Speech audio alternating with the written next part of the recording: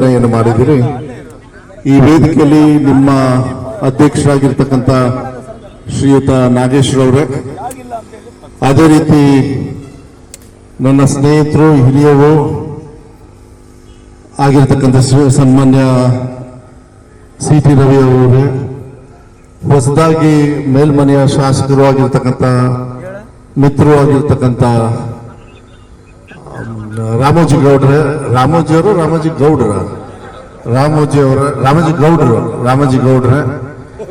ನಮಗೆಲ್ಲ ಸಲಹೆಯನ್ನ ಕೊಡ್ತಾ ಇರ್ತಾರೆ. ನಮ್ಮ ನಿರಂಜನ ಆರಾಧ್ಯ ಅವರು ಕೂಡ ಸಾಕಷ್ಟು ವಿಚಾರನ ನಿಮ್ಮ ಪರವಾಗಿ ಅವರು ಕೂಡ ನಿನ್ನೆ ನನಗೆ ಮಾತಾಡಿದರು. ನಿನ್ನೆ ನಿಮ್ಮ ಪರವಾಗಿನೇ ಮಾತಾಡಿದರು.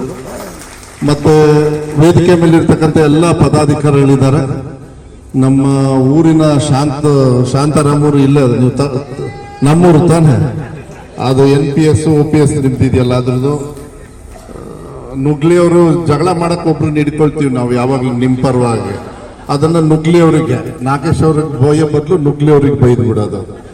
ನುಗ್ಲಿಯವರೇ ಹಾಗೂ ನಿಮ್ಮ ಏನು ಸಮಿತಿಯ ಎಲ್ಲ ಪದಾಧಿಕಾರಿಗಳೇ ಎಲ್ಲರೂ ಕೂಡ, ಮತ್ತೆ ಇಡೀ ರಾಜ್ಯದಿಂದ ಬೇರೆ ಬೇರೆ ಕಡೆಯಿಂದ ಬಂದಿರತಕ್ಕಂಥ ಎಲ್ಲ, ವಿಶೇಷವಾಗಿ ಶಿಕ್ಷಕರು ಏನು ಬಂದಿದ್ರು ನಿಮ್ಗೆಲ್ಲರಿಗೂ ಕೂಡ ವಿಶೇಷವಾಗಿ ನನ್ನ ಗೌರವನ್ನ ಈ ಸಂದರ್ಭದಲ್ಲಿ ಕೊಡ್ಲಿಕ್ಕೆ ಇಷ್ಟಪಡ್ತೀನಿ. ನಾನು ಸ್ವಲ್ಪ ತಡವಾಗಿ ಬಂದೆ, ದಯವಿಟ್ಟು ಕ್ಷಮಿಸಬೇಕು. ಯಾಕಂದ್ರೆ ಇವತ್ತು ಸರ್ಕಾರಿ ಕಾರ್ಯಕ್ರಮ ನನಗೆ ತುಮಕೂರಲ್ಲಿ ಇವತ್ತು ಏನ್ ಲೈಬ್ರರಿ ಡೇ ಅಂತ ಹೇಳಿ ಮಾಡ್ತೀವಿ, ಗ್ರಂಥಾಲಯ ದಿನಾಚರಣೆಯನ್ನ, ಅದು ಸರ್ಕಾರದ ವತಿಯಿಂದ ಮಾಡೋದ್ರಿಂದ ಶಿಕ್ಷಣ ಸಚಿವನಾಗಿ ನಾನು ಹೋಗ್ಬೇಕಾಗ್ತದೆ. ಅಲ್ಲಿಗೆ ಹೋಗಿ ಮತ್ತೆ ಅಲ್ಲಿ KDP ಬೇರೆ ನಡೀತಾ ಇತ್ತು ರವಿ ಅವರೇ, ಅದಕ್ಕೆ ನನ್ನ ಇಲಾಖೆದು KDPಗೂ ಹೊಟ್ಟೋಗ್ಬಿಟ್ಟೆ ನಾನು. ಅದು ಮುಗಿಸಿ ಸಿದ್ಧಗಂಗಾ ಮಠಕ್ಕೆ ನಾನು ಟೈಮ್ ಕೇಳಿದ್ದು, ನಾನು ಒಂದ್ಸತಿನೂ ಹೋಗಿರ್ಲಿಲ್ಲ, ಟೈಮ್ ಕೊಟ್ಟಿದ್ರು.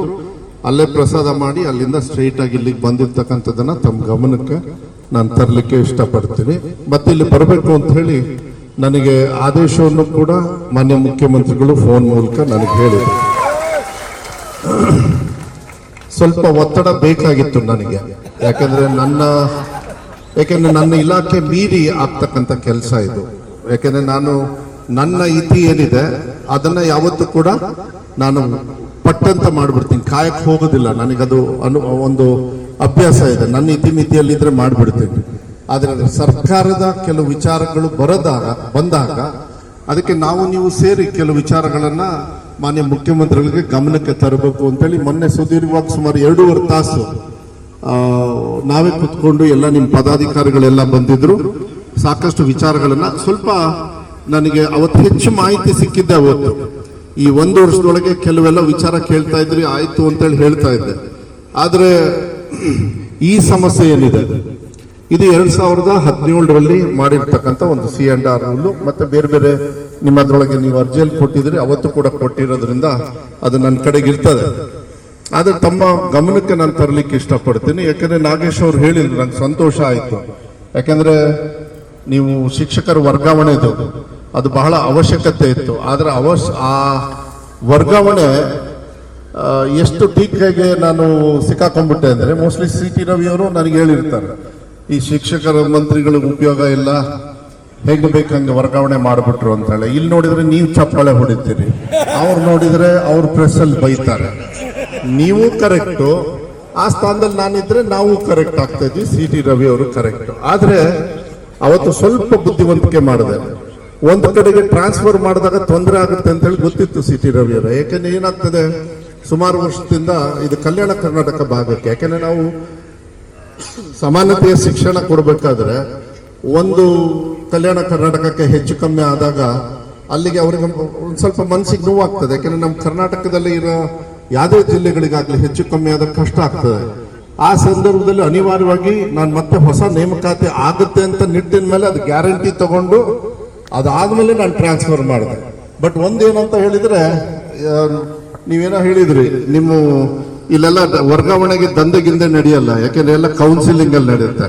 ಸೊ ನಿಮ್ಮ ಇನ್ವೆಸ್ಟ್ಮೆಂಟ್ ನ ತುಂಬಾ ಉಳಿಸಿದೀನಿ ನಾನು, ತಿಳ್ಕೊಂಡೆ. ಇನ್ವೆಸ್ಟ್ಮೆಂಟ್ ಉಳಿಸಿದೆ, 27% ನಿಮಗೆ ಜಾಸ್ತಿನೂ ಮಾಡಿರೋದು ನಮ್ಮ ಸರ್ಕಾರನೇ, ಅದನ್ನ ನೆನ್ಕೊಡ್ಕೊಳ್ಬೇಕಾದ್ರೆ. ಇರ್ಲಿ, ಅದು ಯಾರೇ ಇದ್ರೂ ಮಾಡ್ಬೇಕಾಗ್ತದೆ. ಯಾಕೆಂದ್ರೆ ಅದೆಲ್ಲ ಕಾನೂನು ರೀತಿಯಲ್ಲಿ ಆಗಬೇಕಾಗಿತ್ತು. ಬಹಳ ಸಂತೋಷ ಆಗುತ್ತೆ. ಯಾಕೆಂದ್ರೆ ನನ್ನ ಇಲಾಖೆಯಲ್ಲಿ ಸುಮಾರು 40% ಸರ್ಕಾರಿ ನೌಕರು ಯಾರು ಅಂದ್ರೆ ನಿಮ್ಮಂತಹ ಪುಣ್ಯಾತ್ಮರು, ಅದು ಗುರುಗಳು ಅಂತಕ್ಕಂಥದ್ದನ್ನ ಬಹಳ ಸಂತೋಷವಾಗಿ ಹೇಳ್ತೀನಿ. ಅದನ್ನ ಹೆಚ್ಚು ನಮ್ಮ ಇಲಾಖೆಗೆ ಸಹಕಾರ ಆಗಿದೆ, ಬಹಳ ದೊಡ್ಡ ಇಲಾಖೆ ಆಗ್ತದೆ. ನಾನು ಉದ್ದಕ್ಕೆ ಭಾಷಣ ಮಾಡ್ಕೊಂಡೋದಕ್ಕೆ ಹೋಗೋದಿಲ್ಲ. ನನಗೆ ಗೊತ್ತಿದೆ, ನೀವೆಲ್ಲ ಇಲ್ಲಿ ಬಂದಾಗ ಅಲ್ಲೂ ಕೂಡ ಕೆಲವರೆಲ್ಲ ನನ್ನ ತಂದೆ ಬಂಗಾರಪ್ಪಾಜಿ ಅವ್ರನ್ನ ನೆನೆಸ್ಕೊಂಡ್ರಿ. ಅದಕ್ಕೆ ನಿಮಗೆ ಹೃದಯಪೂರ್ವಕವಾಗಿ ಧನ್ಯವಾದಗಳನ್ನ ಹೇಳಲಿಕ್ಕೆ ಇಷ್ಟಪಡ್ತೀನಿ. ಯಾಕೆಂದ್ರೆ ಸಾಕಷ್ಟು ಜನರು ನೀವೆಲ್ಲ ಗ್ರಾಮೀಣ ಕೃಪಾಂಕದಲ್ಲಿ ಕೆಲವರೆಲ್ಲ ಶಿಕ್ಷಕರಾಗಿರ್ತೀರಿ. ಅದಕ್ಕೆ ನಿಜವಾಗ್ಲೂ ಅದು ಅವ್ರ ಕಾರಣಕರ್ತರು, ಅದಿದೆ. ಅವರು ಎಲ್ಲೇ ಹೋದ್ರೂ ವಿರೋಧ ಪಕ್ಷದವರು ಅಷ್ಟೇ ಆ ವಿಶೇಷವಾಗಿರ್ತಕ್ಕಂಥ ಗೌರವವನ್ನ ನಮ್ಮ ತಂದೆಯವ್ರ ಬಗ್ಗೆ ಕೊಟ್ಟಿದ್ದಾರೆ. ಅವರು ಕೆಲವು ನಿರ್ಧಾರಗಳನ್ನ ಬಹಳ ಒಳ್ಳೆ ರೀತಿಯಲ್ಲಿ ಕೆಲವು ನಿರ್ಧಾರ ತಗೊಳ್ಳೋರು. ಅವರು 2 ವರ್ಷದೊಳಗೆ ಸಾಕಷ್ಟು ಬದಲಾವಣೆಯನ್ನು ಮಾಡಿದ್ರು. ಆದರೆ ಈ C&R ವಿಚಾರದ ಏನಾಗಿದೆ, 2017 ಆದ್ಮೇಲೆ ನಿಮ್ದು ದೊಡ್ಡ ಹೋರಾಟ ಅಂತ ಹೇಳಿದ್ರೆ ಇದೇ ಮೊದಲನೇ ಬಾರಿಗೆ ನೀವು ಮಾಡಿರೋದು. ಮಧ್ಯ ಎಲ್ಲ ಮಾಡಿದ್ರಿ, ಒಂದ್ ಸ್ವಲ್ಪ ಚಿಕ್ಕ ಪುಟ್ಟ ಮಾಡಿದ್ರಿ, ಸರಿಯಾಗಿ ನಿಮ್ಗೆ ಆರ್ಗನೈಸೇಷನ್ ಆಗಿರ್ಲಿಲ್ಲ ಅಂತ ಹೇಳಿ ಭಾವಿಸ್ತೀನಿ. ನನಗೆ ಗೊತ್ತಿಲ್ಲ. ನಾನು ಮೊನ್ನೆ ನಿಮ್ಮ ಎಲ್ಲ ಸದಸ್ಯರ ಜೊತೆಗೆ ಮಾತಾಡಬೇಕಾದ್ರೆ ನಾನು ಕೂಡ ಹೇಳಿದೆ, ನಾನು ಒಬ್ಬನೇ ತೀರ್ಮಾನ ತಗೊಳ್ಳೋದು ಬದಲು ನಿಮ್ ಕಡೆಯಿಂದನೂ ಸ್ವಲ್ಪ ಒತ್ತಡ ಬರಲಿ. ಯಾಕೆಂದ್ರೆ ನಿಮಗೆ ಅನ್ಯಾಯ ಆಗಿರೋದು ನಿಜನೇ, ನಾನು ಅದನ್ನ ಒಪ್ಕೊಳ್ತೀನಿ. ಏನು 2017ರಲ್ಲಿ ಏನಂದ್ರೆ 1ನೇ ಕ್ಲಾಸಿಂದ 7ನೇ ಕ್ಲಾಸ್ವರೆಗೂ ಪಾಠ ಮಾಡ್ತೀರಿ, 5ನೇ ಕ್ಲಾಸ್ವರೆಗೂ ಮಾಡೋದು, ಹಿಂಬಡ್ತಿ ತರ ನಿಮ್ಮನ್ನ ಕಾಣೋದು. ವಿಧಾನಸಭೆಯಲ್ಲಂತೂ ತುಂಬಾ ನಮ್ಮ ಮೇಲ್ಮನೆಯಲ್ಲಿ ನಿಮ್ ಪರವಾಗಿ ಯಾರು ಮತ ಹಾಕ್ಸ್ಕೊಳ್ಳೋರು, ಮತ ಹಾಕ್ಸ್ಕೊಂಡೇ ಇರೋರು ಕೂಡ ಎಲ್ಲರೂ ಕೂಡ ವಿಧಾನ ಪರಿಷತ್ತಿನ ಸದಸ್ಯರು CT ರವಿಯವರು ಸೇರಿ ಸಾಕಷ್ಟು ನಿಮ್ ಪರವಾಗಿ ಧ್ವನಿಯನ್ನ ಎತ್ತಿದ್ದಾರೆ. ನಾನು ಅದು ಹೇಳ್ಬೇಕಾಗ್ತದೆ. ಅದಕ್ಕೊಂದು ಸೊಲ್ಯೂಷನ್ ನೋಡಿ ಅಂತ ಹೇಳಿದ್ದಾರೆ. ಅದು ಗೊತ್ತು, ಕೆಲವು ನ್ಯೂನತೆಗಳಾಗ್ತವೆ. ನಾಳೆ ಕೋರ್ಟ್ ಮೆಟ್ಲನ್ನು ಹೋಗ್ಬೋದು ಕೆಲವು ವಿಚಾರ, ಅದಕ್ಕೆಲ್ಲ ನಾವು ನೀವು ರೆಡಿ ಆಗಿರ್ಬೇಕಾಗ್ತದೆ. ಆದ್ರೆ ಮಾಡ್ತಕ್ಕಂಥ ಕಾನೂನು ಕೋರ್ಟಿಗೆ ಯಾವ್ದು ತೊಂದರೆ ಆಗದೆ ಇರತಕ್ಕಂಥ ರೀತಿಯಲ್ಲಿ ಬೇರೆಯವ್ರಿಗೂ ತೊಂದರೆ ಆಗ್ಬೇಕು. ನೀವೇನು ಇಲ್ಲಿ ಕೇಳ್ತಾ ಇರೋದು ಬೇರೆಯವ್ರಿಗೆ ತೊಂದರೆ ಮಾಡಿ ಅಂತ ಹೇಳಿಲ್ಲ. ನಿಮ್ಮ ಹಕ್ಕನ್ನ ಕೇಳೋದ್ರಲ್ಲಿ ತಪ್ಪೇನಿಲ್ಲ, ಅದನ್ನ ನಾನು ನಿಮ್ ಜೊತೆಗಿದ್ದೀನಿ, ಅದು ಬೇರೆ ಮಾತೇನಿಲ್ಲ. ನೀವು ಅದನ್ನ ವಿಶ್ವಾಸ ಇಟ್ಕೊಳ್ಳಿ. ಆಮೇಲೆ ಯಾರೇ ಟೀಚರ್ ಆಗ್ಲಿ, ಹಂಗೆ ಟೀಚರ್ ಆಗ ಹೋಗ್ಬಿಟ್ರೆ ಅವ್ರಿಗೆ ಎಲ್ಲೋ ಒಂದು ರೀತಿಯಲ್ಲಿ ಒಂದು ನಮ್ಮ ತಂದೆಯವ್ರನ್ನ ಮತ್ತಿಲ್ಲಿ ನೆನ್ಸ್ಕೊಳ್ಬೇಕಾಗುತ್ತೆ. ಯಾರೇ ಈ ಪೊಲೀಸ್ ಕಾನ್ಸ್ಟೇಬಲ್ 15 ವರ್ಷ ಆದ ತಕ್ಷಣ irrespective of what ever it is ASI ಆಗ್ಬಿಡೋರು. ಅವ್ರು ಆಟೋಮೆಟಿಕ್ ಆಗಿ ಅವರು 15ನೇ ವರ್ಷ ಕರೆಕ್ಟ್ 16ನೇ ವರ್ಷಕ್ಕೆ ASI ಆಗ್ಬಿಡೋರು. ಅದೊಂದು ಕಾನೂನು ತಂದಿದ್ರು. ಈಗಲೂ ಇನ್ನೂ ಐತೋ ಏನೋ ಗೊತ್ತಿಲ್ಲ ನನಗೆ. ಇವಾಗ ಈಗಲೂ ಇದೆಯಾ? ಓಕೆ, ಈಗಲೂ ಇರ್ಬೋದು. ಯಾಕಂದ್ರೆ ಅದು ಅಲ್ಲಲ್ಲ ಆಯ್ತು. ಆದ್ರೆ ಇಲ್ಲಿ ನಿಮಗೆ ಇಡೀ ವರ್ಷ ನೀವು ಮಕ್ಕಳಿಗೆ ಪಾಠ ಹೇಳಿ ನಿಮ್ಗೆ ಯಾವುದೇ ತರದ ಒಂದು ಏನೋ ಪ್ರಮೋಷನ್ ಆಗಲಿ ಇದಕ್ಕೆ ಎಲ್ಲೋ ಒಂದು ರೀತಿಯಲ್ಲಿ ನಾವು ಮಾಡಿರ್ತಕ್ಕಂಥ ಕಾನೂನು ನಿಮ್ ವಿರುದ್ಧ ಆದಾಗ ಅದಾಗ್ತದೆ. ಈಗಾಗಲೇ ನನ್ ಗೊತ್ತಿರೋ ಪ್ರಕಾರ ಸುಮಾರು 6-7 ವರ್ಷದೊಳಗೆ ಎಷ್ಟೋ ಜನರು ನೀವು ರಿಟೈರ್ಡ್ ಆಗಿ ಹೋಗ್ಬಿಟ್ಟಿದ್ದೀರಿ. ಇನ್ನು ಬರ್ತಾ ಬರ್ತಾ ಇನ್ನೂ ರಿಟೈರ್ಡ್ ಆಗಿ ಹೋಗ್ತೀರಿ. ಬೇರೆಯವ್ರ ಸಂಖ್ಯೆ ಜಾಸ್ತಿ ಆಗುತ್ತೆ, ನಿಮ್ದು ಕಮ್ಮಿ ಆಗುತ್ತೆ. ಅದನ್ನು ಕೂಡ ನನಗೆ ಅದು ಗಮನ ಇದೆ. ಅಷ್ಟರೊಳಗೆ ನೀವು ಬಹಳ ಬುದ್ಧಿವಂತಿಕೆಯಿಂದ ಈ ಹೋರಾಟ ಮಾಡಿ ಹೆಂಗಾರು ಮಾಡಿ ಇವೆಲ್ಲ ಕೆಲಸ ಮಾಡಿಸ್ಕೋಬೇಕು ಅಂತ ಹೇಳಿ ನೀವು ಬಂದಿದ್ದೀರಿ. ನಾನು ದಯವಿಟ್ಟು ಒಂದು ವಿಶ್ವಾಸ ಇಟ್ಕೊಳ್ಳಿ, ಇಲ್ಲಿ ಬಂದು ಪುಕ್ಷಡೆ ಭಾಷಣ ಮಾಡಿ ಏನೋ ಒಂದು ದಿವಸ ಇವತ್ತು ತಳ್ಳಿಬಿಡೋಣ ಅಂತ ಹೇಳಿ ನಾನು ದಯವಿಟ್ಟು ಅದಕ್ಕೆ ಹೋಗಿಲ್ಲ. ಇವತ್ತು ನೀವೇನ್ ಸ್ಟ್ರೈಕ್ ಮಾಡ್ತಾ ಇದ್ರಿ, ನಂದೊಂದು ಮನವಿ ಇತ್ತು, ವರ್ಕಿಂಗ್ ಡೇ ಬೇಡ, ಯಾವ್ದಾದ್ರು ಒಂದು ಸಂಡೇ ಯಾವಾಗ ಇಟ್ಕೊಳ್ಳಿ ಅಂತ. ನನಗೇನಾಗಿದೆ, ಒಂದ್ ಕಡೆಗೆ ಎಕ್ಸಾಮಿನೇಷನ್ ಸ್ಟ್ರಿಕ್ಟ್ ಮಾಡಿ ಪರ್ಸೆಂಟೇಜ್ ಕಮ್ಮಿ ಆಯ್ತು ಅಂತ ಮತ್ತೆ ವಿರೋಧ ಪಕ್ಷದವ್ರು ಬೈತಾರೆ.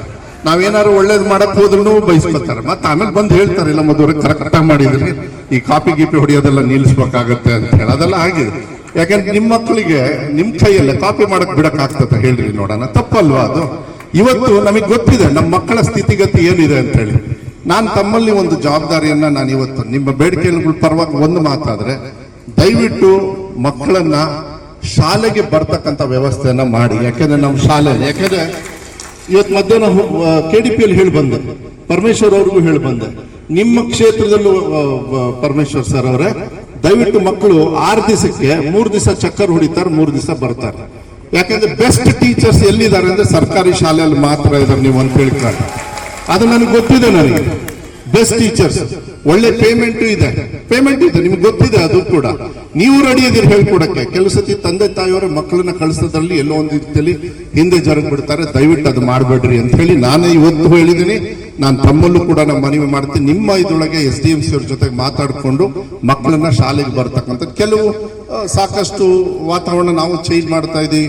ಈಗ 2 ಮೊಟ್ಟೆ ಕೊಡೋದನ್ನ 6 ಮೊಟ್ಟೆ ಮಾಡೋದು, ಮತ್ತೆ ಸೈನ್ಸ್ ಟಿಂಕರಿಂಗ್ ಲ್ಯಾಬ್ ಮಾಡೋದು, ಕಟ್ಟಡ ಕಟ್ಟತಕ್ಕಂಥದ್ರಲ್ಲಿ ಬಹಳ ಹಿಂದೆ ಇದೀವಿ ನಾವು. ಸಾಕಷ್ಟು ಕಟ್ಟಡ ಕಟ್ಟೋದು ಇದೆಲ್ಲ ಇದಾವೆ. ಇವತ್ತು ಈ ನಿಮ್ಮ ವಿಚಾರ ಏನು, ನಿಮ್ಮ ಹೋರಾಟಕ್ಕೆ ಬಂದಿದ್ದೀರಿ, ನಾನು ಮನವಿ ಅವತ್ತು ಏನ್ ಮಾಡಿದೆ ಅಂದ್ರೆ ಸ್ಟ್ರೈಕ್ ಏನಾದ್ರೂ ನೀವು ಕಾಲ್ ಆಫ್ ಮಾಡಕ್ ಆಗ್ತದಾ ನೀವು ನೋಡಿ, ನೀವೆಲ್ಲರೂ ಕೂಡ ಮಾತಾಡಿ, ಸಾಯಂಕಾಲದೊಳಗೆ ಹೇಳಿ ಬರ್ತೀನಿ ಅಂದ್ರು. ಸಾಯಂಕಾಲ ಫೋನ್ ಮಾಡಿದ್ರು, ಸಾಯಂಕಾಲನೋ ಮಾರನೇ ದಿವಸನೋ ನಮ್ಮ ಸಂಜೆನೆ. ಆಮೇಲೆ ಇನ್ನೊಂದು ಹೇಳಿದ್ದೆ, ಮಾರನೇ ದಿವಸ ನಮ್ದು ಕಾಂಗ್ರೆಸ್ ವತಿಯಿಂದ ನಿಮ್ ವಿರುದ್ಧ ಇತ್ತು, ಏನು ಬಿಜೆಪಿ ಅವ್ರ ವಿರುದ್ಧ. ನೆಕ್ಸ್ಟ್ ಡೇ ನೀವು ಅದೇ ವೇದಿಕೆಯಲ್ಲಿ ನಮ್ ವಿರುದ್ಧ ಮಾಡಿದ್ರಿ. ಆ ಟೈಮಲ್ಲಿ ನಾನೇ ಹೇಳಿದೆ ಇವರಿಗೆ, ದಯವಿಟ್ಟು CM ಅವ್ರ ಹತ್ರ ಹೋಗಿ ಸ್ವಲ್ಪ ಪ್ರೆಷರ್ ಹಾಕಿ, ಇದಕ್ಕೆ ಪ್ರೆಷರ್ ಬಿಲ್ಡಪ್ ಮಾಡಬೇಕಾಗ್ತದೆ. ಅದು ಮಾನ್ಯ ಮುಖ್ಯಮಂತ್ರಿಗಳು ನಿಮ್ ಪರವಾಗಿ ಇರ್ತಾರೆ ಅಂತ ಹೇಳಿ ವಿಶ್ವಾಸ ನನಗೂ ಕೂಡ ಇದೆ. ನಾನು ಯಾಕೆಂದ್ರೆ ಇದು ಹುಷಾರಾಗಿ ತಗೊಂಡು ಹೋಗ್ಬೇಕಾಗತ್ತೆ. ಕಾನೂನು ಅವತ್ತು ಮಾಡಿ ಇವತ್ತಿಗೆ ನಾನು ಸಿಕ್ಕಾಕೊಂಡ್ಬಿಟ್ಟಿದ್ದೀನಿ ಶಿಕ್ಷಣ ಇಲಾಖೆ ಆಗಿ. ಕಾನೂನು ಮಾಡಿದವ್ ನಾನಲ್ಲ, ಕಾನೂನು ಮಾಡ್ಬೇಕಾದ್ರೆ ಹುಷಾರಾಗಿರ್ಬೇಕಾಗತ್ತೆ. ಅಧಿಕಾರಿಗಳು ಕೆಲಸದ ಹೆಚ್ಚು ಕಮ್ಮಿ ಮಾಡಿರ್ತಾರೆ, ನಾನಿಲ್ಲ. ಅದು ಸರಿ ಮಾಡೋಕ್ಕೆ ಬೇರೆ ಬೇರೆ ತೊಡಕುಗಳು ಬರ್ತವೆ. ಅದಕ್ಕೆ ನಾನೇನಂದೆ, ನೀವು ಸ್ವಲ್ಪ ನನಗೆ ಸಮಯ ಕೊಡಿ, ಇದನ್ನ ಮುಂದೆ ಹಾಕಕ್ ಆಗುತ್ತಾ ಅಂತ ಕೇಳಿದಾಗ ಆಯ್ತು ಟ್ರೈ ಮಾಡ್ತೀವಿ ಅಂತ ಕೊನೆಗೆ ಹೇಳಿದ್ರು. ಇಲ್ಲ, ನಾವು ಯಾವುದೇ ಕಾರಣಕ್ಕೂ ಮುಂದ್ ಮಾಡಕ್ಕಾಗಲ್ಲ, ಯಾಕಂದ್ರೆ ಎಲ್ಲರೂ ಮನ್ಸಲ್ಲಿ ಇದಿರೋದ್ರಿಂದ ನಾವೇನಾದ್ರು ಹಿಂದೆ ತೆಗೆದ್ರೆ ಹಿಂದೆ ಎಲ್ಲ ಹಿಂಗೆ ಆಗಿದೆ, ನನ್ನ ಮೇಲೆನೆ ಬೇಜಾರು ಮಾಡ್ಕೊಳ್ತಾರೆ. ದಯವಿಟ್ಟು ಸರ್, ನಾವು ಸ್ಟ್ರೈಕಿಗೆ ನಾವು ಹೋಗ್ತೀವಿ. ಫಸ್ಟ್ ನಾನು ಸ್ಟ್ರೈಕಿಗೆ ಬರಕ್ ಆಗಲ್ಲ ಅಂತಾನೆ ಹೇಳಿದ್ದೆ ನಾನು. ಆಮೇಲೆ ಸರಿ, ಬೆಳಗ್ಗೆ ನಂಗೆ ಬರ್ಗುರವರು ನಿನ್ನೆ ಮಾತಾಡಿದ್ರು, ನಮ್ಮ ನಿರಂಜನ್ ಅವರು ಕೂಡ ಮೊನ್ನೆ ಮಾತಾಡಿದ್ರು, ನಿನ್ನೆ ಮೊನ್ನೆ ರಾಮೋಜಿ ಅವರು ಮಾತಾಡಿದ್ರು. ನೀವು ಯಾರು ಹೋಗಿ ಅರ್ಜಿ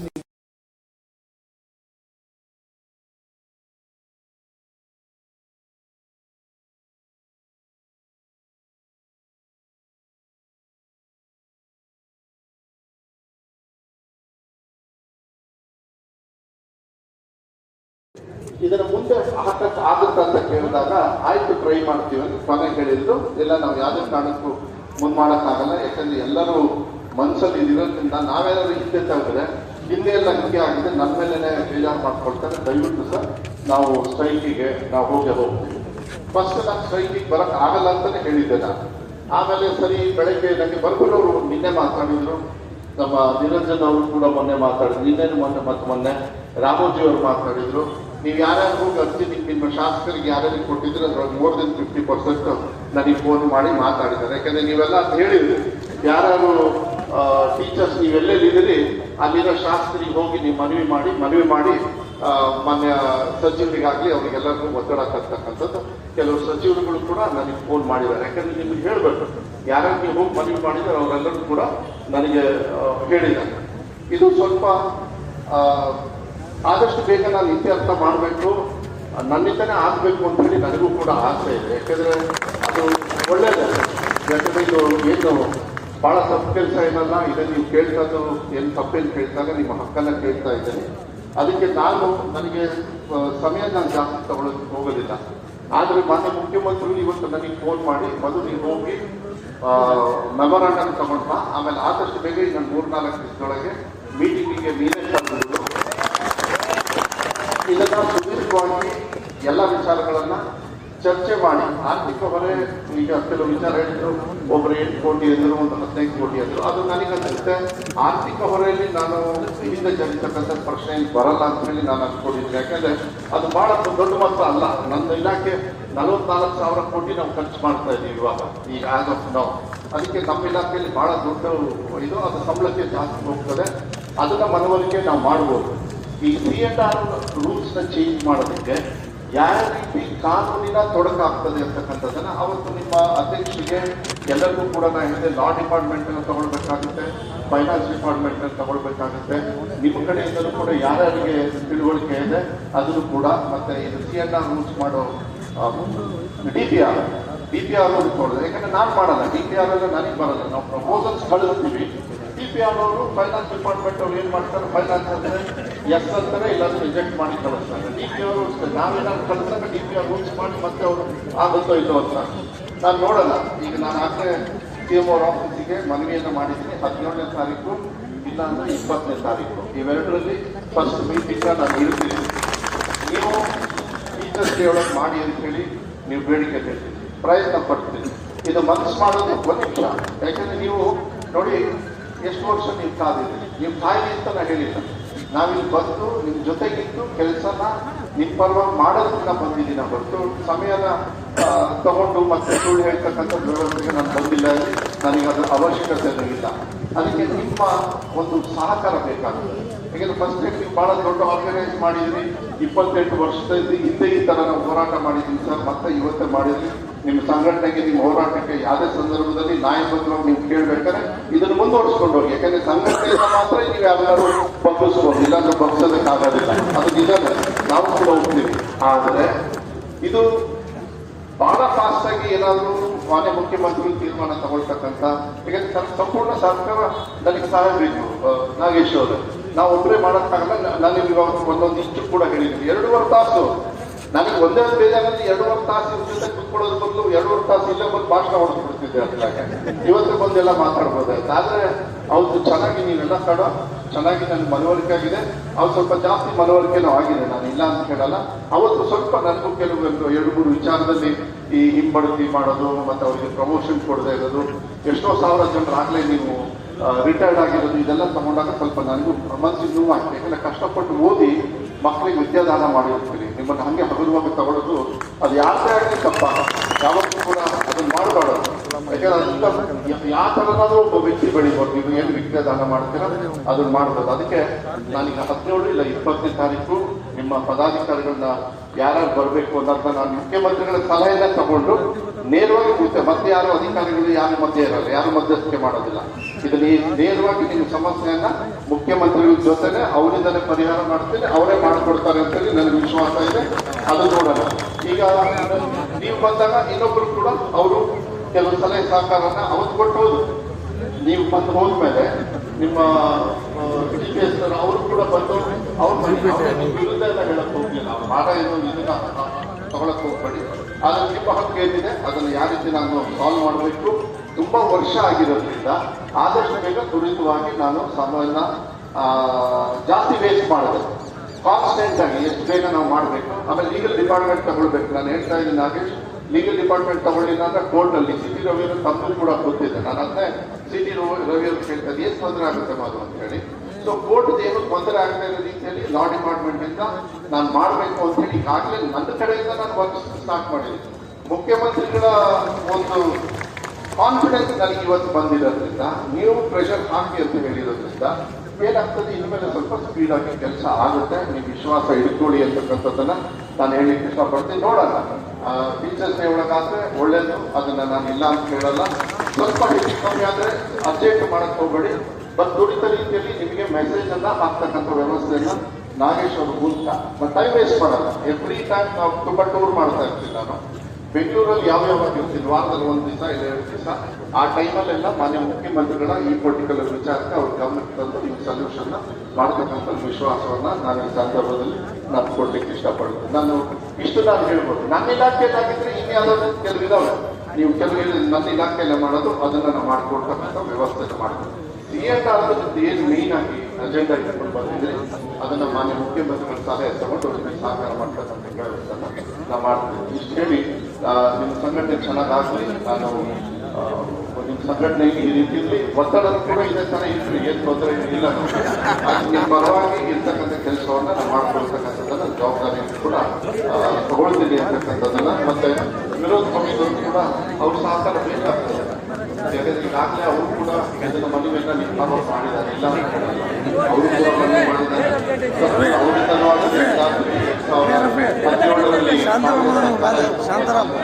ಕೋಲಿಷನ್ ಬಂತು, ಅದಾದ್ಮೇಲೆ ಬಿಜೆಪಿ ಸರ್ಕಾರ ಬಂತು, ಮತ್ತೆ ಕಾಂಗ್ರೆಸ್ ಬಂದಿದೆ. ಯಾರೇ ಆದ್ಮೇಲೆ ನಾವು ಅವ್ರ ಮೇಲೆ ಬ್ಲೇಮ್ ಮಾಡೋದು, ನಾವು ಅವ್ರ ಬಗ್ಗೆ ಬ್ಲೇಮ್ ಮಾಡೋದು, ಸೊಲ್ಯೂಷನ್ ಕೂಡ ಮಾಡಬೇಕಾಗುತ್ತೆ. ಆ ನಿಟ್ಟಿನಲ್ಲಿ ಅವ್ರ ಸಹಕಾರವನ್ನು ಕೂಡ ಕೇಳ್ತಿದೆ. ಯಾಕಂದ್ರೆ ಅವರು ಕೂಡ ಇದ್ದಾರೆ, ಅವರು ಬಹಳ ಜವಾಬ್ದಾರಿಯುತವಾಗಿರ್ತಕ್ಕಂಥ ಒಂದು ಸ್ಥಾನದಲ್ಲಿ ಇರೋದ್ರಿಂದ ಅವರು ಕೂಡ ಇದಕ್ಕೆ ಸಹಕಾರ ಕೊಡ್ತಾರೆ ಅಂತಕ್ಕಂಥದ್ದನ್ನ ಬಂದಿರ್ತಾರೆ. ಅದಾಗಿ ಅಂತಕ್ಕಂಥ ಆದಷ್ಟು ಬೇಗ ನಿಮ್ಮ ಸಮಸ್ಯೆಗಳನ್ನ ಇರ್ತಕ್ಕಂಥ ವ್ಯವಸ್ಥೆಯಲ್ಲಿ ಪರಿಹಾರ ಮಾಡತಕ್ಕಂಥದ್ದನ್ನ ಪ್ರಾಮಾಣಿಕವಾಗಿ ಮಾಡೋಕ್ಕೆ ಪ್ರಯತ್ನ ಪಡ್ತಕ್ಕಂಥ ಆಶೀರ್ವಾದನ್ನ ಸಹಕಾರವನ್ನ ಬೇಡ್ತಾ ಮತ್ತೊಮ್ಮೆ ದಯವಿಟ್ಟು, ಯಾಕಂದ್ರೆ ಇಷ್ಟೊಂದು ಇಂಟ್ರೆಸ್ಟ್ ಇರೋದ್ರಿಂದ ಮತ್ತೆ ಯಾವಾಗ ಚಾನ್ಸ್ ಸಿಗುತ್ತಾ ಗೊತ್ತಿಲ್ಲ. ಅದಕ್ಕೆ ಹೀಗೆ ಕೇಳ್ಕೊಳ್ತೀನಿ, ನಿಮ್ಮ ಜವಾಬ್ದಾರಿ ಬಹಳ ಮಾಡ್ತಾ ಇದ್ದೀರಾ. ಸರ್ಕಾರದಲ್ಲಿ ನಾವು ಕೂಡ ಮ್ಯಾಕ್ಸಿಮಮ್ ನಾವು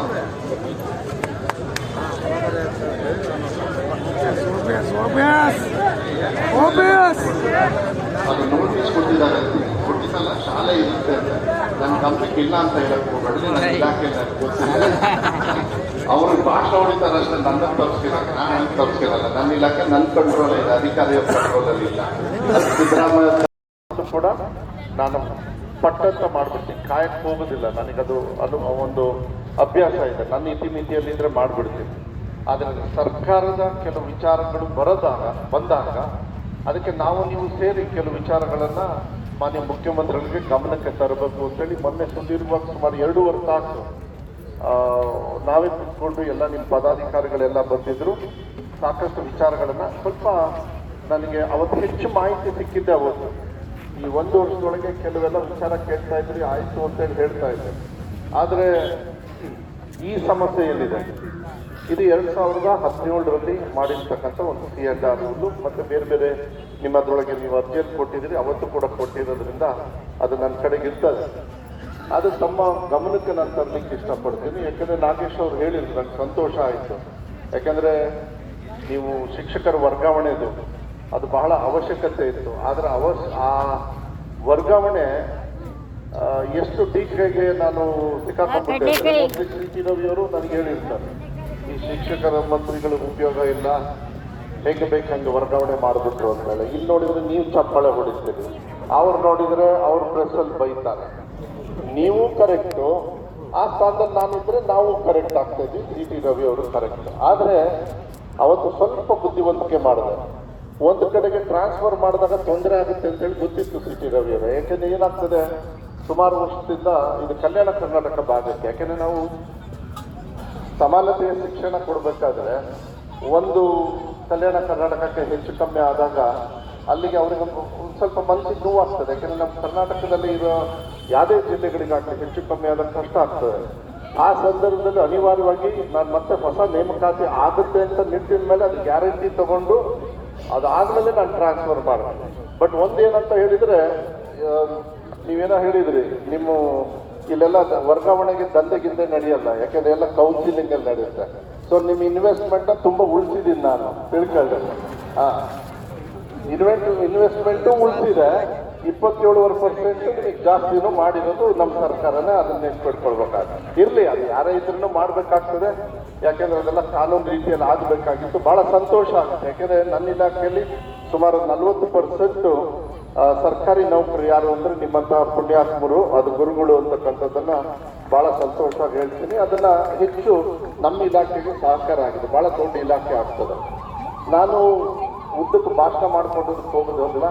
ನನಗೆ ಗೊತ್ತಿದೆ, ನೀವೆಲ್ಲ ಇಲ್ಲಿ ಬಂದಾಗ ಅಲ್ಲೂ ಕೂಡ ಕೆಲವರೆಲ್ಲ ನನ್ನ ತಂದೆ ಬಂಗಾರಪ್ಪಾಜಿ ಅವರು ನೆನೆಸ್ಕೊಂಡ್ರಿ. ಅದಕ್ಕೆ ನಿಮಗೆ ಹೃದಯಪೂರ್ವಕವಾಗಿ ಧನ್ಯವಾದಗಳನ್ನು ಹೇಳಲಿಕ್ಕೆ ಇಷ್ಟಪಡ್ತೀನಿ.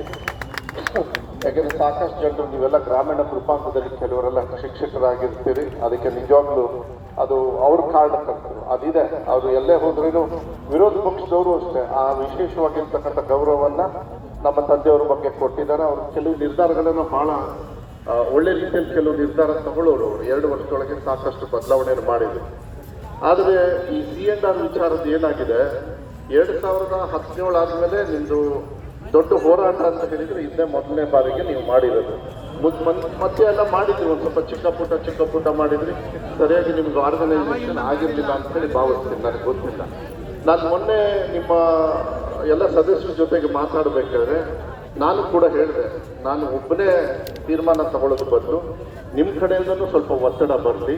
ಯಾಕೆಂದರೆ ನಿಮಗೆ ಅದೇ ಆಗಿರೋದು ನಿಜನೇ, ನಾನು ಅದನ್ನು ಒಪ್ಕೊಳ್ತೀನಿ. ಏನು 2017ರಲ್ಲಿ ಏನಂದರೆ 1ನೇ ಕ್ಲಾಸಿಂದ 7ನೇ ಕ್ಲಾಸ್ವರೆಗೂ ಪಾಠ ಮಾಡ್ತೀರಿ, 5ನೇ ಕ್ಲಾಸ್ವರೆಗೂ ಮಾಡೋದು, ಹಿಂಬಡ್ತಿ ಥರ ನಿಮ್ಮನ್ನು ಕಾಣೋದು. ವಿಧಾನಸಭೆಯಲ್ಲಂತೂ ತುಂಬ ನಮ್ಮ ಮೇಲ್ಮನೆಯಲ್ಲಿ ನಿಮ್ಮ ಪರವಾಗಿ ಯಾರು ಮತ ಹಾಕ್ಸ್ಕೊಳ್ಳೋರು, ಮತ ಹಾಕ್ಸ್ಕೊಳ್ಳದೆ ಇರೋರು ಕೂಡ ಎಲ್ಲರೂ ಕೂಡ ವಿಧಾನ ಪರಿಷತ್ತಿನ ಸದಸ್ಯರು ಟಿ ರವಿಯವರು ಸೇರಿ ಸಾಕಷ್ಟು ನಿಮ್ಮ ಪರವಾಗಿ ಧ್ವನಿಯನ್ನು ಎತ್ತಿದ್ದಾರೆ. ನಾನು ಅದು ಹೇಳಬೇಕಾಗ್ತದೆ. ಅದಕ್ಕೊಂದು ಸೊಲ್ಯೂಷನ್ ನೋಡಿ ಅಂತ ಹೇಳಿದ್ದಾರೆ. ಅದು ಗೊತ್ತು, ಕೆಲವು ನ್ಯೂನತೆಗಳಾಗ್ತವೆ. ನಾಳೆ ಕೋರ್ಟ್ ಮೆಟ್ಲನ್ನು ಹೋಗ್ಬೋದು ಕೆಲವು ವಿಚಾರ, ಅದಕ್ಕೆಲ್ಲ ನಾವು ನೀವು ರೆಡಿಯಾಗಿರ್ಬೇಕಾಗ್ತದೆ. ಆದರೆ ಮಾಡ್ತಕ್ಕಂಥ ಕಾನೂನು ಕೋರ್ಟಿಗೆ ಯಾವುದೇ ತೊಂದರೆ ಆಗದೆ ಇರತಕ್ಕಂಥ ರೀತಿಯಲ್ಲಿ ಬೇರೆಯವ್ರಿಗೂ ತೊಂದರೆ ಆಗಬೇಕು. ನೀವೇನು ಇಲ್ಲಿ ಕೇಳ್ತಾ ಇರೋದು ಬೇರೆಯವ್ರಿಗೆ ತೊಂದರೆ ಮಾಡಿ ಅಂತ ಹೇಳಿದ್ರೆ ನಿಮ್ಮ ಹಕ್ಕನ್ನು ಕೇಳೋದ್ರಲ್ಲಿ ತಪ್ಪೇನಿಲ್ಲ. ಅದನ್ನು ನಾನು ನಿಮ್ಮ ಜೊತೆಗಿದ್ದೀನಿ, ಅದು ಬೇರೆ ಮಾತೇನಿಲ್ಲ. ನೀವು ಅದನ್ನ ವಿಶ್ವಾಸ ಇಟ್ಕೊಂಡ್ರೆ ಆಮೇಲೆ ಯಾರೇ ಟೀಚರ್ ಆಗಲಿ ಹಾಗೆ ಟೀಚರ್ ಆಗ ಹೋಗ್ಬಿಟ್ರೆ ಅವನಿಗೆ ಎಲ್ಲೋ ರೀತಿಯಲ್ಲಿ ಒಂದು ನಮ್ಮ ತಂದೆಯವರು ಮರ್ತಿಲ್ಲಿ ನೆನ್ಸ್ಕೊಳ್ಬೇಕಾಗುತ್ತೆ. ಯಾರೇ ಈ ಪೊಲೀಸ್ ಕಾನ್ಸ್ಟೇಬಲ್ 15 ವರ್ಷ ಆದ ತಕ್ಷಣ irrespective of what ever it is ASI ಆಗ್ಬಿಡೋರು ಅವ್ರು ಆಟೋಮೆಟಿಕ್ ಆಗಿ. ಅವರು 15ನೇ ವರ್ಷಕ್ಕೆ ಕರೆಕ್ಟಾಗಿ 16ನೇ ವರ್ಷಕ್ಕೆ ASI ಆಗ್ಬಿಡೋರು. ಅದೊಂದು ಕಾನೂನು ತಂದಿದ್ರು. ಈಗಲೂ ಇನ್ನೂ ಐದೋ ಏನೋ ಗೊತ್ತಿಲ್ಲ ನನಗೆ ಇವಾಗ. ಈಗಲೂ ಇದೆಯಾ? ಓಕೆ, ಈಗಲೂ ಇರ್ಬೋದು. ಯಾಕಂದ್ರೆ ಅದು ಅಲ್ಲ ಆಯ್ತು. ಆದ್ರೆ ಇಲ್ಲಿ ನಿಮಗೆ ಇಡೀ ವರ್ಷ ನೀವು ಮಕ್ಕಳಿಗೆ ಪಾಠ ಹೇಳಿ ನಿಮಗೆ ಯಾವುದೇ ತರದ ಒಂದು ಏನು ಪ್ರಮೋಷನ್ ಆಗಲಿ ಇದಕ್ಕೆ ಎಲ್ಲ ಒಂದು ರೀತಿಯಲ್ಲಿ ನಾವು ಮಾಡಿರ್ತಕ್ಕಂಥ ಕಾನೂನು ನಿಮ್ಮ ವಿರುದ್ಧ ಆದಾಗ ಅದಾಗ್ತದೆ. ಈಗಾಗಲೇ ನನ್ಗೆ ಗೊತ್ತಿರೋ ಪ್ರಕಾರ ಸುಮಾರು 6-7 ವರ್ಷದೊಳಗೆ ಎಷ್ಟೋ ಜನರು ನೀವು ರಿಟೈರ್ಡ್ ಆಗಿ ಹೋಗ್ಬಿಟ್ಟಿದ್ದೀರಿ. ಇನ್ನು ಬರ್ತಾ ಬರ್ತಾ ಇನ್ನೂ ರಿಟೈರ್ಡ್ ಆಗಿ ಹೋಗ್ತೀರಿ. ಬೇರೆಯವ್ರ ಸಂಖ್ಯೆ ಜಾಸ್ತಿ ಆಗುತ್ತೆ, ನಿಮ್ದು ಕಮ್ಮಿ ಆಗುತ್ತೆ. ಅದನ್ನು ಕೂಡ ನನಗೆ ಅದು ಗಮನ ಇದೆ. ಅಷ್ಟರೊಳಗೆ ನೀವು ಬಹಳ ಬುದ್ಧಿವಂತಿಕೆಯಿಂದ ಈ ಹೋರಾಟ ಮಾಡಿ ಹೆಂಗಾರು ಮಾಡಿ ಇವೆಲ್ಲ ಕೆಲಸ ಮಾಡಿಸ್ಕೋಬೇಕು ಅಂತ ಹೇಳಿ ನೀವು ಬಂದಿದ್ದೀರಿ. ನಾನು ದಯವಿಟ್ಟು ಒಂದು ವಿಶ್ವಾಸ ಇಟ್ಕೊಳ್ಳಿ, ಇಲ್ಲಿ ಬಂದು ಪುಕ್ಷಡೆ ಭಾಷಣ ಮಾಡಿ ಏನೋ ಒಂದು ದಿವಸ ಇವತ್ತು ತಳ್ಳು ಬಿಡೋಣ ಅಂತ ಹೇಳಿ ನಾನು ದಯವಿಟ್ಟು ಅದಕ್ಕೆ ಹೋಗಿಲ್ಲ. ಇವತ್ತು ನೀವೇನು ಸ್ಟ್ರೈಕ್ ಮಾಡ್ತಾ ಇದ್ದೀರಿ, ನಂದೊಂದು ಮನವಿ ಇತ್ತು. ವರ್ಕಿಂಗ್ ಡೇಟ್ ಬೇಡ, ಯಾವ್ದಾದ್ರು ಒಂದು ಸಂಡೇ ಯಾವಾಗ ಇಟ್ಕೊಳ್ಳಿ ಅಂತ. ನನಗೇನಾಗಿದೆ, ಒಂದು ಕಡೆಗೆ ಎಕ್ಸಾಮಿನೇಷನ್ ಸ್ಟಿಕ್ ಮಾಡಿ ಪರ್ಸೆಂಟೇಜ್ ಕಮ್ಮಿ ಆಯಿತು ಅಂತ ಮತ್ತು ವಿರೋಧ ಪಕ್ಷದವ್ರು ಬೈತಾರೆ. ನಾವೇನಾದ್ರು ಒಳ್ಳೇದು ಮಾಡಕ್ ಹೋದ್ರು ಬೈಸ್ಕೊಳ್ತಾರೆ. ಮತ್ತೆ ಆಮೇಲೆ ಬಂದು ಹೇಳ್ತಾರೆ, ಇಲ್ಲ ಮದುವೆ ಕರೆಕ್ಟಾಗಿ ಮಾಡಿದ್ವಿ, ಈ ಕಾಪಿ ಗೀಪಿ ಹೊಡೆಯೋದೆಲ್ಲ ನಿಲ್ಲಿಸ್ಬೇಕಾಗತ್ತೆ ಅಂತ ಹೇಳಿ. ಅದೆಲ್ಲ ಆಗಿದೆ. ಯಾಕಂದ್ರೆ ನಿಮ್ಮ ಮಕ್ಕಳಿಗೆ ನಿಮ್ಮ ಕೈಯಲ್ಲೇ ಕಾಪಿ ಮಾಡಕ್ ಬಿಡಕ್ಕಾಗ್ತದೆ ಹೇಳ್ರಿ ನೋಡೋಣ, ತಪ್ಪಲ್ವಾ ಅದು? ಇವತ್ತು ನಮಗೆ ಗೊತ್ತಿದೆ ನಮ್ಮ ಮಕ್ಕಳ ಸ್ಥಿತಿಗತಿ ಏನಿದೆ ಅಂತ ಹೇಳಿ. ನಾನು ತಮ್ಮಲ್ಲಿ ಒಂದು ಜವಾಬ್ದಾರಿಯನ್ನ ನಾನು ಇವತ್ತು ನಿಮ್ಮ ಬೇಡಿಕೆಗಳ ಪರವಾಗಿ ಒಂದು ಮಾತಾಡಿದ್ರೆ, ದಯವಿಟ್ಟು ಮಕ್ಕಳನ್ನ ಶಾಲೆಗೆ ಬರ್ತಕ್ಕಂಥ ವ್ಯವಸ್ಥೆಯನ್ನ ಮಾಡಿ. ಯಾಕೆಂದ್ರೆ ನಮ್ಮ ಶಾಲೆಯಲ್ಲಿ, ಯಾಕೆಂದ್ರೆ ಇವತ್ತು ಮಧ್ಯಾಹ್ನ KDP ಹೇಳಿ ಬಂದೆ, ಪರಮೇಶ್ವರ್ ಅವ್ರಿಗೂ ಹೇಳಿ ಬಂದೆ, ನಿಮ್ಮ ಕ್ಷೇತ್ರದಲ್ಲೂ ಪರಮೇಶ್ವರ್ ಸರ್ ಅವರೇ, ದಯವಿಟ್ಟು ಮಕ್ಕಳು 6 ದಿವಸಕ್ಕೆ 3 ದಿವಸ ಚಕ್ಕರ್ ಹೊಡಿತಾರೆ, 3 ದಿವಸ ಬರ್ತಾರೆ. ಯಾಕಂದ್ರೆ ಬೆಸ್ಟ್ ಟೀಚರ್ಸ್ ಎಲ್ಲಿದ್ದಾರೆ ಅಂದ್ರೆ ಸರ್ಕಾರಿ ಶಾಲೆಯಲ್ಲಿ ಮಾತ್ರ ಇದ್ದಾರೆ ನೀವು ಅಂತ ಹೇಳ್ತಾರೆ. ಅದು ನನಗೆ ಗೊತ್ತಿದೆ. ನನಗೆ ಬೆಸ್ಟ್ ಟೀಚರ್ಸ್, ಒಳ್ಳೆ ಪೇಮೆಂಟ್ ಇದೆ ನಿಮ್ಗೆ ಗೊತ್ತಿದೆ. ಅದು ಕೂಡ ನೀವು ರೆಡಿಯಾಗಿ ಹೇಳ್ಕೊಡಕ್ಕೆ. ಕೆಲಸದ ತಂದೆ ತಾಯಿಯವರೇ ಮಕ್ಕಳನ್ನ ಕಳಿಸೋದ್ರಲ್ಲಿ ಎಲ್ಲೋ ಒಂದು ರೀತಿಯಲ್ಲಿ ಹಿಂದೆ ಜರಗ್ ಬಿಡ್ತಾರೆ. ದಯವಿಟ್ಟು ಅದು ಮಾಡಬೇಡ್ರಿ ಅಂತ ಹೇಳಿ ನಾನೇ ಇವತ್ತು ಹೇಳಿದ್ದೀನಿ. ನಾನು ತಮ್ಮಲ್ಲೂ ಕೂಡ ನಾನು ಮನವಿ ಮಾಡ್ತೀನಿ, ನಿಮ್ಮ ಇದರೊಳಗೆ SDMC ಜೊತೆ ಮಾತಾಡಿಕೊಂಡು ಮಕ್ಕಳನ್ನ ಶಾಲೆಗೆ ಬರ್ತಕ್ಕಂಥದ್ದು. ಕೆಲವು ಸಾಕಷ್ಟು ವಾತಾವರಣ ನಾವು ಚೇಂಜ್ ಮಾಡ್ತಾ ಇದ್ದೀವಿ.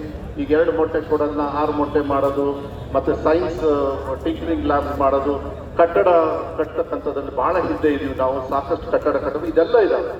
ಇವತ್ತು ಈ ನಿಮ್ಮ ವಿಚಾರ ಏನು, ನಿಮ್ಮ ಹೋರಾಟಕ್ಕೆ ಬಂದಿದ್ದೀವಿ. ನಾನು ಮನವಿ ಅವತ್ತು ಏನು ಮಾಡಿದೆ ಅಂದರೆ, ಸ್ಟ್ರೈಕ್ ಏನಾದರೂ ನೀವು ಫಾಲೋ ಅಪ್ ಮಾಡೋಕ್ಕಾಗ್ತದಾ ನೀವು ನೋಡಿ, ನೀವೆಲ್ಲರೂ ಕೂಡ ಮಾತಾಡಿ. ಸಾಯಂಕಾಲದೊಳಗೆ ಹೇಳಿ ಬರ್ತೀನಿ ಅಂದರು.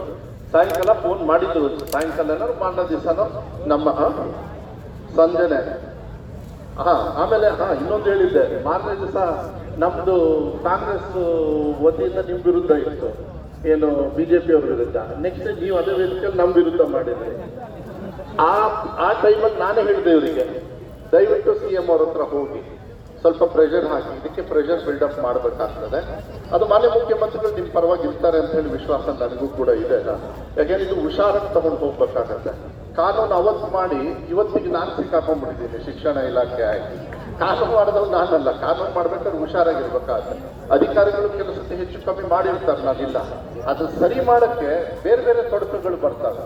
ಅದಕ್ಕೆ ನಾನೇನಂದ್ರೆ, ನೀವು ಸ್ವಲ್ಪ ನನಗೆ ಸಮಯ ಕೊಡಿ, ಇದನ್ನ ಮುಂದೆ ಹಾಕಕ್ಕೆ ಆಗುತ್ತಾ ಅಂತ ಕೇಳಿದಾಗ ಆಯ್ತು ಟ್ರೈ ಮಾಡ್ತೀವಿ ಅಂತ ಕೊನೆಗೆ ಹೇಳಿದ್ರು. ಇಲ್ಲ, ನಾವು ಯಾವುದೇ ಕಾರಣಕ್ಕೂ ಮುಂದೆ ಮಾಡೋಕ್ಕಾಗಲ್ಲ, ಯಾಕಂದ್ರೆ ಎಲ್ಲರೂ ಮನಸ್ಸಲ್ಲಿ ಇರೋದ್ರಿಂದ ನಾವೇನಾದ್ರೂ ಹಿಂದೆ ತೆಗೆದ್ರೆ ಹಿಂದೆ ಎಲ್ಲ ಹೀಗೆ ಆಗಿದೆ, ನನ್ನ ಮೇಲೇನೆ ಬೇಜಾರು ಮಾಡ್ಕೊಳ್ತಾರೆ. ದಯವಿಟ್ಟು ಸರ್ ನಾವು ಸ್ಟ್ರೈಕಿಗೆ ನಾವು ಹೋಗ್ತೀವಿ. ಫಸ್ಟ್ ನಾನು ಸ್ಟ್ರೈಕಿಗೆ ಬರಕ್ ಆಗಲ್ಲ ಅಂತಾನೆ ಹೇಳಿದ್ದೆ ನಾನು. ಆಮೇಲೆ ಸರಿ ಬೆಳಗ್ಗೆ ನನಗೆ ಬರ್ಗುರವರು ನಿನ್ನೆ ಮಾತಾಡಿದ್ರು, ನಮ್ಮ ನಿರಂಜನ್ ಅವರು ಕೂಡ ಮೊನ್ನೆ ಮಾತಾಡಿದ್ರು, ನಿನ್ನೆನು ಮೊನ್ನೆ ರಾಮೋಜಿ ಅವರು ಮಾತಾಡಿದ್ರು. ನೀವು ಯಾರ್ಯಾರು ಹೋಗಿ ಅರ್ಜಿ ನಿಮ್ಮ ಶಾಸಕರಿಗೆ ಯಾರ್ಯಾರಿಗೆ ಕೊಟ್ಟಿದ್ರೆ ಅದ್ರೊಳಗೆ more than 50% ನನಗೆ ಫೋನ್ ಮಾಡಿ ಮಾತಾಡಿದ್ದಾರೆ. ಯಾಕಂದ್ರೆ ನೀವೆಲ್ಲ ಅಂತ ಹೇಳಿದ್ರಿ, ಯಾರ್ಯಾರು ಟೀಚರ್ಸ್ ನೀವೆಲ್ಲೆಲ್ಲಿದ್ದೀರಿ ಅಲ್ಲಿರೋ ಶಾಸಕರಿಗೆ ಹೋಗಿ ನೀವು ಮನವಿ ಮಾಡಿ ಮಾನ್ಯ ಸಚಿವರಿಗಾಗಲಿ ಅವರಿಗೆಲ್ಲರಿಗೂ ಒತ್ತಡ ತರ್ತಕ್ಕಂಥದ್ದು. ಕೆಲವು ಸಚಿವರುಗಳು ಕೂಡ ನನಗೆ ಫೋನ್ ಮಾಡಿದ್ದಾರೆ. ಯಾಕಂದ್ರೆ ನಿಮಗೆ ಹೇಳಬೇಕು, ಯಾರ್ಯಾರು ನೀವು ಹೋಗಿ ಮನವಿ ಮಾಡಿದ್ದಾರೆ ಅವರೆಲ್ಲರೂ ಕೂಡ ನನಗೆ ಹೇಳಿದ್ದಾರೆ. ಇದು ಸ್ವಲ್ಪ ಆದಷ್ಟು ಬೇಗ ನಾನು ಇತ್ಯರ್ಥ ಮಾಡಬೇಕು, ನನ್ನಿಂದನೇ ಆಗಬೇಕು ಅಂತ ಹೇಳಿ ನನಗೂ ಕೂಡ ಆಸೆ ಇದೆ. ಯಾಕೆಂದರೆ ಅದು ಒಳ್ಳೆಯದೇ. ಯಾಕೆಂದರೆ ಇದು ಏನು ಭಾಳ ತಪ್ಪು ಕೆಲಸ ಏನಲ್ಲ. ಇದನ್ನು ನೀವು ಕೇಳ್ತಾದ್ದು ಏನು ತಪ್ಪೇನು ಕೇಳ್ತಾನೆ, ನಿಮ್ಮ ಹಕ್ಕನ್ನು ಕೇಳ್ತಾ ಇದ್ದೀನಿ. ಅದಕ್ಕೆ ನನಗೆ ಸಮಯ ನಾನು ಜಾಸ್ತಿ ತಗೊಳ್ಳೋದಕ್ಕೆ ಹೋಗೋದಿಲ್ಲ.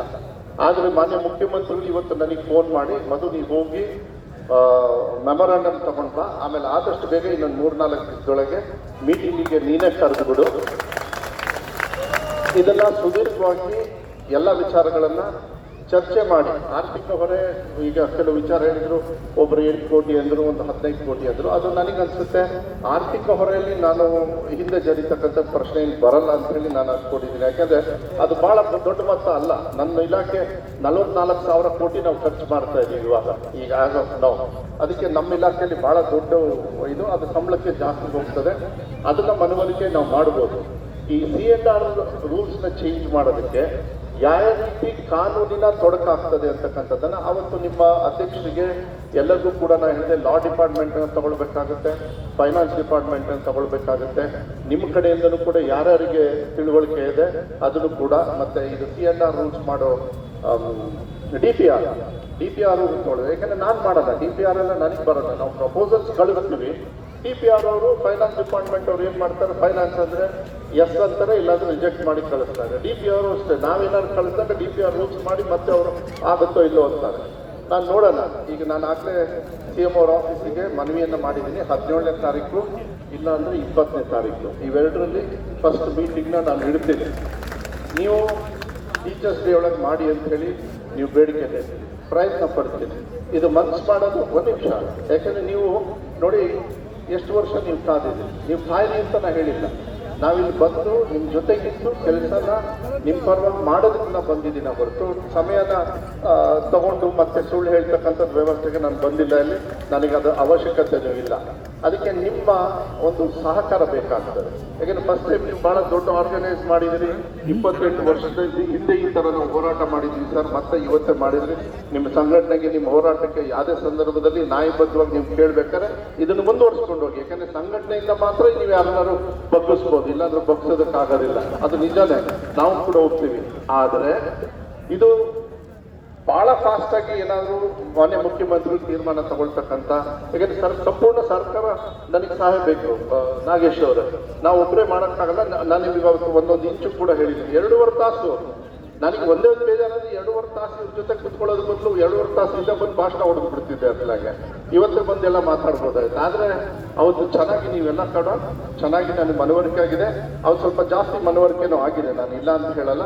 ಅವತ್ತು ಸ್ವಲ್ಪ ನನಗೂ ಕೆಲವೊಂದು 2-3 ವಿಚಾರದಲ್ಲಿ ಈ ಹಿಂಬಡ್ತಿ ಮಾಡೋದು ಮತ್ತು ಅವರಿಗೆ ಪ್ರಮೋಷನ್ ಕೊಡದೇ ಇರೋದು, ಎಷ್ಟೋ ಸಾವಿರ ಜನರು ಆಗಲೇ ನೀವು ರಿಟೈರ್ಡ್ ಆಗಿರೋದು, ಇದೆಲ್ಲ ತಗೊಂಡಾಗ ಸ್ವಲ್ಪ ನನಗೂ ಮನಸ್ಸಿಗೆ ನೋವಾಯಿತು. ಯಾಕಂದರೆ ಕಷ್ಟಪಟ್ಟು ಓದಿ ಮಕ್ಕಳಿಗೆ ವಿದ್ಯಾದಾನ ಮಾಡಿರ್ತೀರಿ, ನಿಮ್ಮನ್ನು ಹಾಗೆ ಹಗುರವಾಗಿ ತಗೊಳ್ಳೋದು ಅದು ಯಾರದೇ ಆಗಲಿ ತಪ್ಪಾಗ್ತದೆ. ಯಾವತ್ತೂ ಕೂಡ ಅದನ್ನು ಮಾಡಬಾರ್ದು. ಯಾಕೆಂದರೆ ಅದರಿಂದ ಯಾವ ಥರನಾದರೂ ಒಬ್ಬ ವ್ಯಕ್ತಿ ಬೆಳಿಬೋದು. ನೀವು ಏನು ವಿದ್ಯಾದಾನ ಮಾಡ್ತೀರಾ ಅದನ್ನು ಮಾಡ್ಬೋದು. ಅದಕ್ಕೆ ನಾನೀಗ 17 ಇಲ್ಲ 20ನೇ ತಾರೀಕು ನಿಮ್ಮ ಪದಾಧಿಕಾರಿಗಳನ್ನ ಯಾರ್ಯಾರು ಬರಬೇಕು ಅನ್ನೋದನ್ನ ನಾನು ಮುಖ್ಯಮಂತ್ರಿಗಳ ಸಲಹೆಯನ್ನೇ ತಗೊಂಡು ನೇರವಾಗಿ ಮತ್ತೆ ಯಾರು ಅಧಿಕಾರಿಗಳು ಯಾರು ಮಧ್ಯೆ ಇರಲ್ಲ, ಯಾರು ಮಧ್ಯಸ್ಥಿಕೆ ಮಾಡೋದಿಲ್ಲ. ಇದನ್ನ ನೇರವಾಗಿ ನಿಮ್ಮ ಸಮಸ್ಯೆಯನ್ನ ಮುಖ್ಯಮಂತ್ರಿಗಳ ಜೊತೆನೆ ಅವರಿಂದನೇ ಪರಿಹಾರ ಮಾಡ್ತೀನಿ, ಅವರೇ ಮಾಡಿಕೊಡ್ತಾರೆ ಅಂತೇಳಿ ನನಗೆ ವಿಶ್ವಾಸ ಇದೆ. ಅದನ್ನು ನೋಡೋಣ. ಈಗ ನೀವು ಬಂದಾಗ ಇನ್ನೊಬ್ಬರು ಕೂಡ ಅವರು ಕೆಲವು ಸಲಹೆ ಸಹಕಾರನ ಅವತ್ತು ಕೊಟ್ಟು ಹೋದ್ರು. ನೀವು ಬಂದು ಹೋದ್ಮೇಲೆ ನಿಮ್ಮ GPS ಅವರು ಕೂಡ ಬಂದು ಅವ್ರ ಮನೆ, ಅವನೇ ನಿಮ್ಮ ವಿರುದ್ಧ ಎಲ್ಲ ಹೇಳಕ್ಕೆ ಹೋಗ್ಲಿಲ್ಲ. ಅವ್ರು ಬಾಡ ಏನೋ ಇದನ್ನ ತಗೊಳಕ್ ಹೋಗ್ಬೇಡಿ. ಆದ್ರೆ ನಿಮ್ಮ ಹಕ್ಕು ಏನಿದೆ ಅದನ್ನು ಯಾವ ರೀತಿ ನಾನು ಸಾಲ್ವ್ ಮಾಡಬೇಕು, ತುಂಬ ವರ್ಷ ಆಗಿರೋದ್ರಿಂದ ಆದಷ್ಟು ಬೇಗ ತ್ವರಿತವಾಗಿ ನಾನು ಸಮಯನ ಜಾಸ್ತಿ ವೇಸ್ಟ್ ಮಾಡಿದೆ. ಕಾನ್ಸ್ಟೆಂಟ್ ಆಗಿ ಎಷ್ಟು ಬೇಗ ನಾವು ಮಾಡಬೇಕು. ಆಮೇಲೆ ಲೀಗಲ್ ಡಿಪಾರ್ಟ್ಮೆಂಟ್ ತಗೊಳ್ಬೇಕು. ನಾನು ಹೇಳ್ತಾ ಇದ್ದೀನಿ ನಾಗೇಶ್, ಲೀಗಲ್ ಡಿಪಾರ್ಟ್ಮೆಂಟ್ ತಗೊಳ್ಳಿಲ್ಲ ಅಂದ್ರೆ ಕೋರ್ಟಲ್ಲಿ CT ರವಿ ಅವರು ತಪ್ಪು ಕೂಡ ಗೊತ್ತಿದೆ. ನಾನು ಅದನ್ನೇ CT ರವಿ ಅವ್ರು ಕೇಳ್ತಾರೆ, ಏನು ತೊಂದರೆ ಆಗುತ್ತೆ ಮಧು ಅಂತ ಹೇಳಿ. ಸೊ ಕೋರ್ಟ್ದು ಏನು ತೊಂದರೆ ಆಗದೆ ಇರೋ ರೀತಿಯಲ್ಲಿ ಲಾ ಡಿಪಾರ್ಟ್ಮೆಂಟಿಂದ ನಾನು ಮಾಡಬೇಕು ಅಂತ ಹೇಳಿ ಈಗಾಗಲೇ ನನ್ನ ಕಡೆಯಿಂದ ನಾನು ಒಂದು ಸ್ಟಾರ್ಟ್ ಮಾಡಿದ್ದೀನಿ.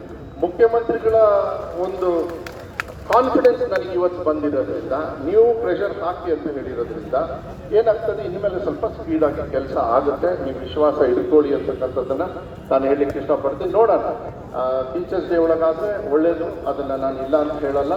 ಸ್ವಲ್ಪ ಹೆಚ್ಚು ಕಮ್ಮಿ ಆದರೆ ಅಬ್ಜೆಕ್ಟ್ ಮಾಡೋಕ್ಕೆ ಹೋಗಬೇಡಿ. ಬಟ್ ತ್ವರಿತ ರೀತಿಯಲ್ಲಿ ನಿಮಗೆ ಮೆಸೇಜನ್ನು ಹಾಕ್ತಕ್ಕಂಥ ವ್ಯವಸ್ಥೆಯನ್ನು ನಾಗೇಶ್ ಅವ್ರ ಮೂಲಕ, ಬಟ್ ಟೈಮ್ ವೇಸ್ಟ್ ಮಾಡೋಣ. ಎವ್ರಿ ಟೈಮ್ ನಾವು ತುಂಬ ಟೂರ್ ಮಾಡ್ತಾ ಇರ್ತೀನಿ. ನಾನು ಬೆಂಗಳೂರಲ್ಲಿ ಯಾವಾಗ ಇರ್ತೀನಿ, ವಾರದಲ್ಲಿ 1 ದಿವಸ ಇಲ್ಲ 2 ದಿವಸ, ಆ ಟೈಮಲ್ಲೆಲ್ಲ ಮಾನ್ಯ ಮುಖ್ಯಮಂತ್ರಿಗಳ ಈ ಪರ್ಟಿಕ್ಯುಲರ್ ವಿಚಾರಕ್ಕೆ ಅವ್ರ ಗಮನಕ್ಕೆ ತಂದು ನೀವು ಸೊಲ್ಯೂಷನ್ನ ಮಾಡ್ತಕ್ಕಂಥ ವಿಶ್ವಾಸವನ್ನು ನಾನು ಈ ಸಂದರ್ಭದಲ್ಲಿ ನಾನು ಕೊಡ್ಲಿಕ್ಕೆ ಇಷ್ಟಪಡ್ತೀನಿ. ನಾನು ಇಷ್ಟು ನಾನು ಹೇಳ್ಬೋದು. ನನ್ನ ಇಲಾಖೆಯಲ್ಲಾಗಿದ್ದರೆ ಇನ್ನು ಯಾವುದಾದ್ರು ಕೆಲವು ಇದಾವೆ.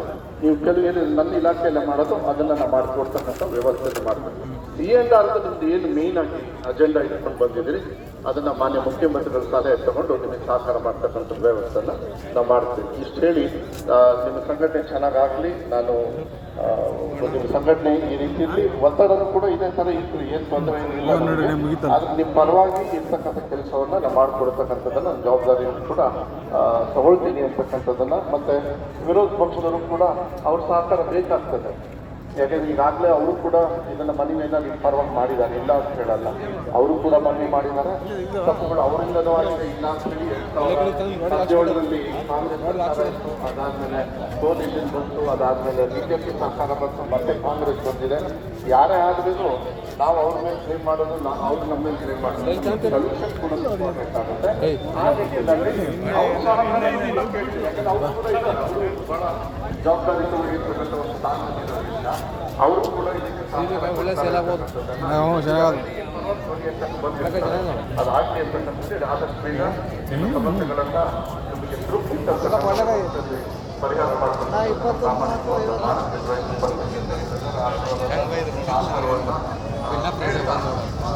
ಮತ್ತೊಮ್ಮೆ ದಯವಿಟ್ಟು ಮತ್ತೆ ಯಾವ ಅದಕ್ಕೆ ಇನ್ನೇ ಕೇಳ್ಕೊಳ್ತೀನಿ. ಭಾಳ ಮಾಡ್ತಾ ಇದ್ದೀರಾ ಸರ್ಕಾರದಲ್ಲಿ ನಾವು ಕೂಡ